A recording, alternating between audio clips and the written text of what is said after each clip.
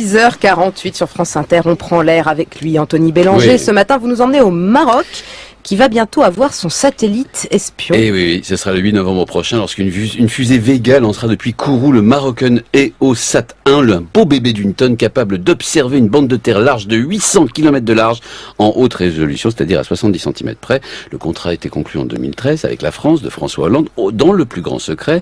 Il a coûté 500 millions d'euros au royaume chérifien. Il sera placé en orbite à 695 km d'altitude. Bref, un véritable petit bijou de technologie, mais surtout le Maroc devient le 3e pays africain à disposer d'un satellite espion après l'Égypte et l'Afrique du Sud.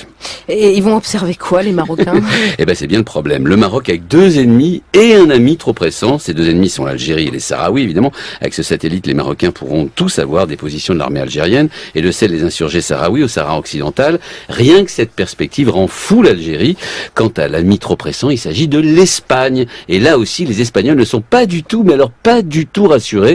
L'Espagne est le seul pays européen encore disposé, vous savez, de territoires en Afrique, en l'occurrence au Maroc, les enclaves de Ceuta et Melilla, mais il y a aussi d'un chapelet d'îles et de pignons rocheux collés à la rive marocaine. L'Espagne doit aussi avoir des moyens d'observation, j'imagine. Eh ben non, figurez-vous, l'Espagne a bien des parts dans des satellites espions français Helios, mais pas plus de 2,5%. Autrement dit, elle ne peut utiliser l'Espagne que 2,5% du temps spatial de ce satellite. Et puis quand ils en ont eu besoin, la France a fait la fine bouche. C'était en 2002, à propos d'un îlot espagnol appelé Perejil, occupé quelques jours par le Maroc. Impossible d'avoir des images satellites pour raisons techniques, ont répondu les Français, alors que le Maroc, lui, aura bientôt son satellite 100% du temps. Les Espagnols sont, comment dire, verts de rage.